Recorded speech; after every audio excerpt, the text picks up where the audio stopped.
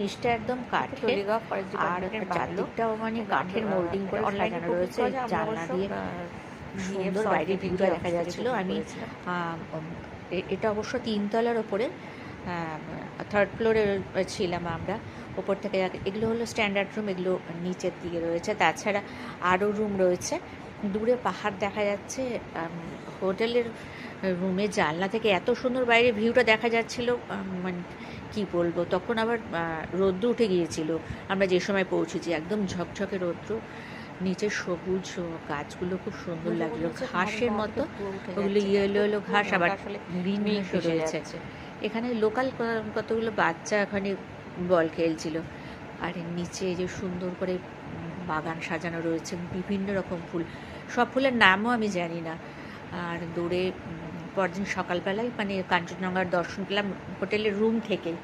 মানে পুরীতে গেলে যেমন রুম থেকে সমুদ্র দেখি, সেরকম রুম থেকে কাঞ্চনজঙ্ঘা দেখে আমি তো মানে হতবাক হয়ে গেলাম। এমন সুন্দর কাঞ্চনজঙ্ঘা আমি দার্জিলিংয়ে টাইগার হিলে গিয়েও দেখতে পাইনি।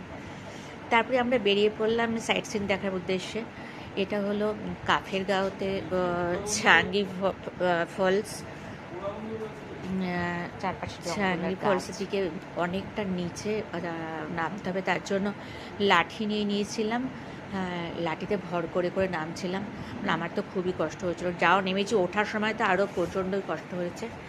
ফলসটা অনেকটা উঁচু থেকে পড়ছে, একদম পাহাড়ের ওপর থেকে একদম ডাইরেক্ট নিচে একটাই ধারা। সেই নিচ পর্যন্ত আমি নিচে বসেছিলাম, বসে বসে নিচে নেমেছিলাম, নিচে নেমে দেখছিলাম। ভাবছিলাম কি জলে পাটা ভিজাবো কিনা, একটু ছবি তোলার পোজেই ছিলাম আর কি। আর সবাই দেখে বিভিন্ন রকমের ছবি তুলছে। তারপর আমরা চলে গেলাম লাভা মনস্ট্রিতে। এটা হলো মনস্ট্রিটা খুবই বড়, আর মানে ওখানে ঢোকার পর খুব ঠান্ডা লাগছিলো, এত হাওয়া দিচ্ছিল চারদিক থেকে।